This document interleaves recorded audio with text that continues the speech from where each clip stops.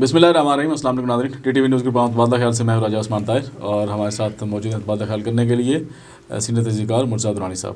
ناظرین, آج کے پروگرام میں ہم بات کریں گے کہ آزاد کشمیر میں عوامی ایکشن کمیٹی کا نیا لائحہ عمل جو ہے وہ کیا ہوگا اور کیا کرنے جا رہے ہیں, اور اس کے ساتھ ساتھ آزاد کشمیر کے صدر کی نامزدگی کے حوالے سے ابھی تک شیڈیول جاری نہیں ہو سکا ہے.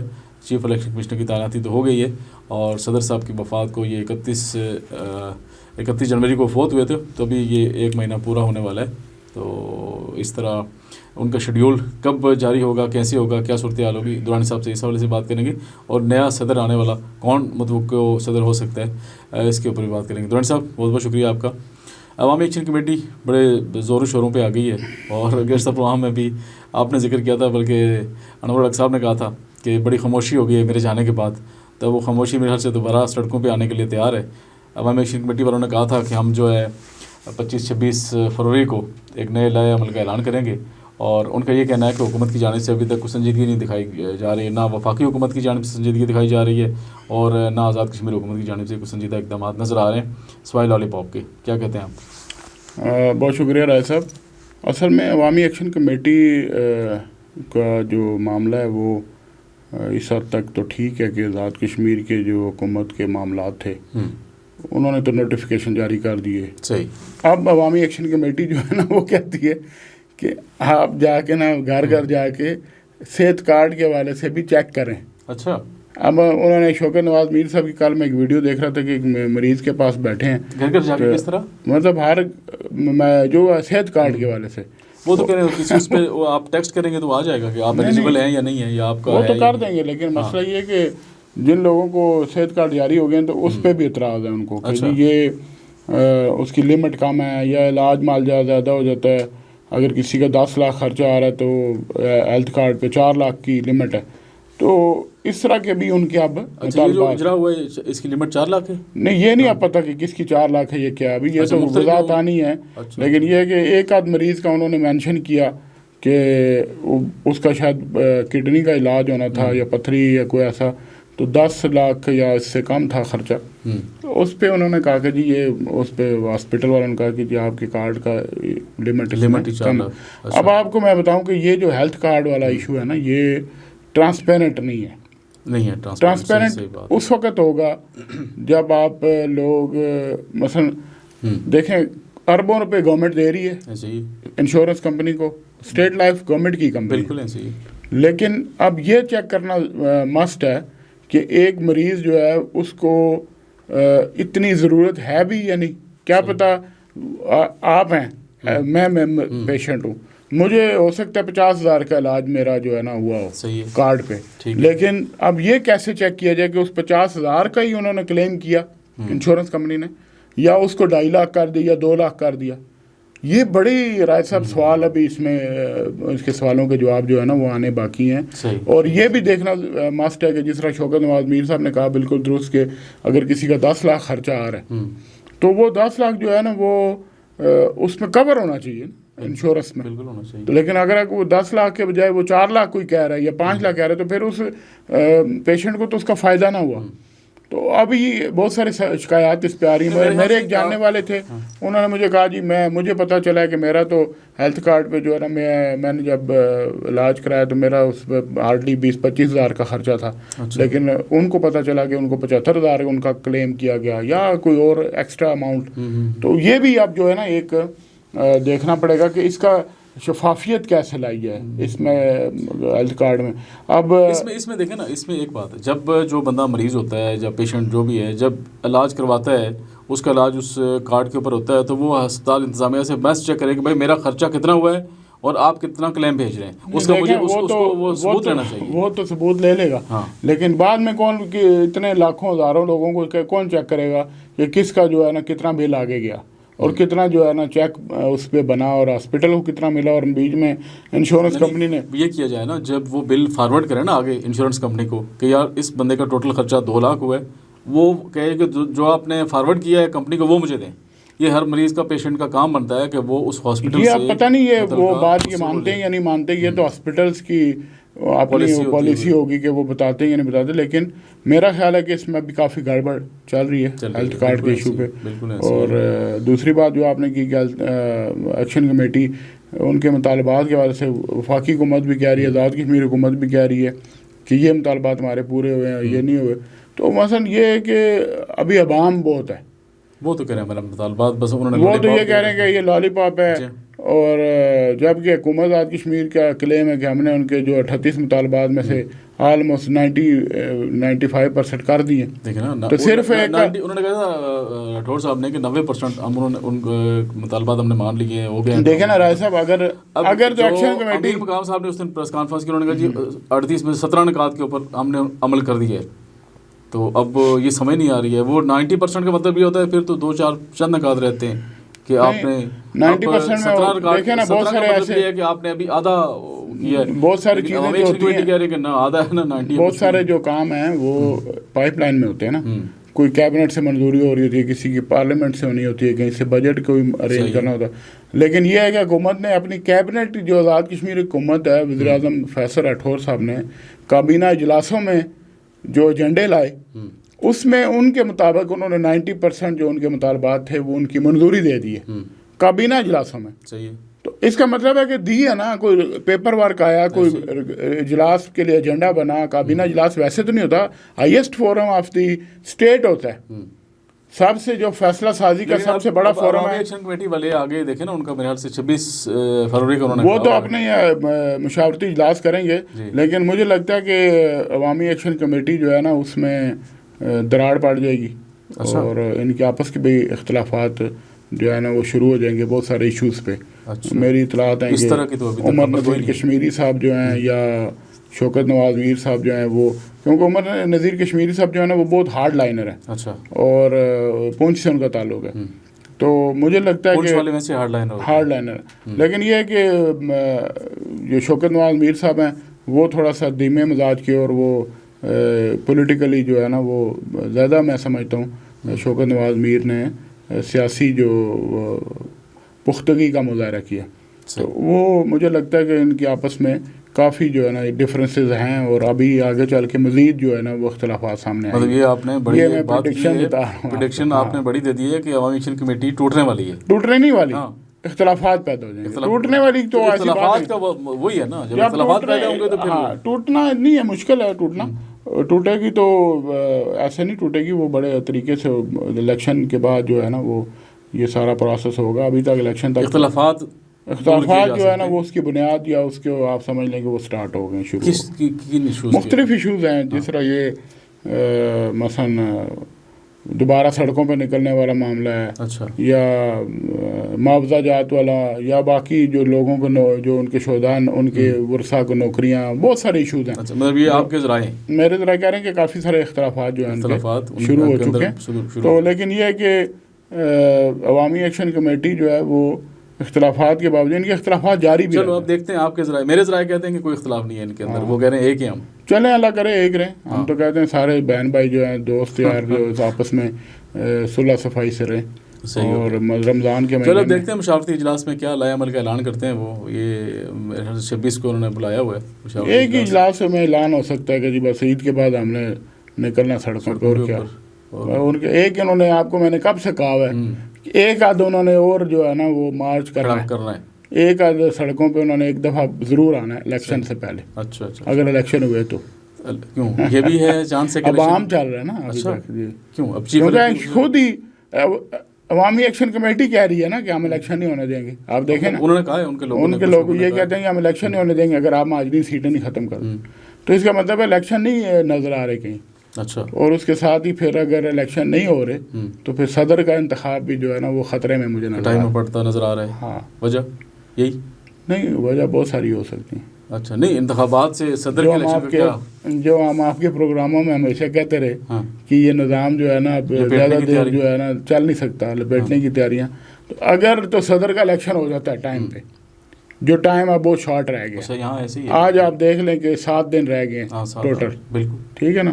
7 دن میں چیف الیکشن کمشنر کو اگر اسپیکر اسمبلی جو ہے وہ باضابطہ اطلاع نہیں کرتے خط لکھ کے, کہ آئین کے تحت کہ جی یہ صدر کی جو عہدہ ہے وہ صدر گرامی کی رحلت کی وجہ سے وفات کی وجہ سے خالی ہو گیا تو چیف الیکشن کمشنر تو بے بس ہیں. اگر وہ خط نہیں آتا اسپیکر کی طرف سے ٹائم اوپر ہو گیا تو کیا ہوگا؟ اس میں کچھ بھی نہیں ہوگا نا. اس سے پہلے جو آئین کی اتنی وائلیشنیں ہوتی رہی ہیں تو کیا ہوا؟ چلو ایک وائلیشن اور ہوگی اور ہو جائے گی تو یہی میں کہہ رہا ہوں. دیکھیں نا میں یہ کہہ رہا ہوں لیکن یہ نہیں یہ ایک میں کہہ رہا ہوں 7 دنوں میں نہ صرف 15 دنوں میں صحیح. رائے صاحب میں آپ کو گزارش یہ ہے آزاد کشمیر کا جو نظام ہے یہ 85 سے لے کے 85 سے لے کے جنرل ضیاء الحق کے دور سے لے کے مشرف تک دوسرے مارشل لا تک اور پھر اس کے بعد جو ہے نا ابھی تک بالکل زلزلے میں بھی متاثر نہیں ہوا. ٹائم پہ الیکشن ہوئے. زلزلہ جب 75,000 لاشیں لوگوں نے دفنا چکے تھے تب بھی یہ الیکشن جو ہے نا ڈیریل نہیں ہوا, تب بھی الیکشن جو ہے نا وہ ٹائم پہ ہوا. اب کیا ایسے جو عوامل پیدا ہو گئے, اب کیا حالات ہیں, اب کیوں الیکشن کے اوپر ابہام آ رہا ہے, ایون کہ صدر کے الیکشن کے اوپر ابہام نظر آ رہا ہے کہ صدر کا الیکشن جو ہے شاید ٹائم پہ نہ ہو یا ہو ہی نہ, یا التوا کا شکار ہو جائے. ہو سکتا ہے کہ جی ایک ایکسکیوز بنا کے تو کہا جائے کہ ٹھیک ہے اگلے نئی اسمبلی کرے گی. تو نئی اسمبلی آئے گی تو کرے گی نا. ابھی تو وہ بھی سوالیہ نشان ہے, یہ بھی سوالیہ نشان ہے کہ ابھی نئے الیکشن ہوں گے تو لیکن ایک بڑی جو دیکھیں وفاق میں نون لیگ کی حکومت ہے, آزاد کشمیر میں مسلم لیگ نون تو کہہ رہی ہے کہ الیکشن کا التوا ہم ایک دن بھی نہیں تسلیم نہیں کریں, مانیں گے بھی نہیں. تو کیسے نون لیگ نے تو بہت سارے اعلانات کیے تھے, کبھی ایک بھی اس میں سے کئی جو ہے نا پورے ہوئے کئی نہیں ہوئے. تو اب آپ دیکھیں کہ وہ جو نون لیگ کی کوئی لیڈرشپ جو ہے وہ سنا ہے وہ صدر کے الیکشن کے حوالے سے شاید عدالت کا بھی رخ کریں. اچھا, تو عدالتی معاملات بھی اس میں اب آ جائیں گے. تو ان کا تو نون لیگ کو تو یہ فائدہ ہے اس بات کا کہ صدر کا الیکشن جو ہے وہ لیٹ ہو نہ ہو. مطلب ان کو پتہ ہے کہ اگر ابھی صدر منتخب ہوا تو پیپلز پارٹی کروا لے گی اور یہ 5 سال کی مدت ہوگی. تو اگر الیکشن کے بعد ہوتا ہے تو پھر شاید نون لیگ کی اکثریت ہو تو وہ اپنا صدر بنانے میں کامیاب ہو جائے. تو آپ دیکھیں کہ صدر کا جو انتخاب ہے نا وہ 5 سال کے لیے ہوتا ہے. صحیح ہے.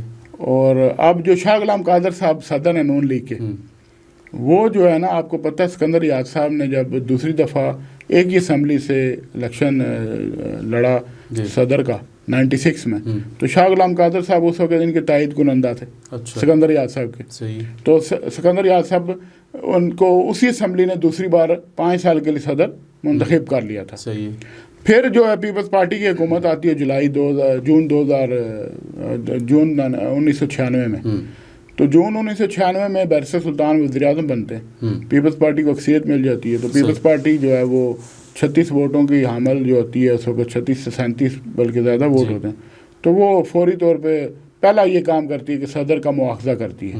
سکندر یاد صاحب کو صدارت کے عہدے سے امپیچ کرتے ہیں, مواخذہ کرتے ہیں, ان کو فارغ کر کے سردار ابراہیم مرحوم جو غازی ملت سردار ابراہیم صاحب, ان کو صدر جو ہے نا وہ نامزد کیا جاتا ہے پیپلز پارٹی کی جانب سے, اور وہ صدر منتخب ہوتے ہیں.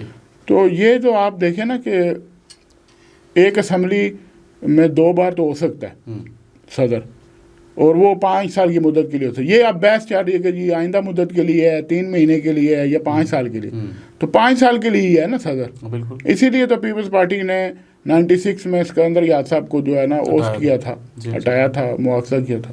تو ابھی تو صدر کا انتخاب جو ہے وہ ایک بڑا چیلنج بن گیا. میں سمجھتا ہوں چیف الیکشن کمشنر جو ہے مصطفیٰ مغل صاحب کے لیے بھی ایک بڑا چیلنج ہے, بڑا مشکل مرحلہ درپیش ہے. اور اگر مصطفیٰ مغل صاحب کو اسپیکر اسمبلی جو ہے وہ خط نہیں لکھتے اور خط کے ذریعے اطلاع نہیں کرتے ان کو کہ صدر کا عہدہ خالی ہے, تو چیف الیکشن کمشنر بھی کچھ نہیں کر سکتے. اچھا, وہ بھی بے بس ہیں.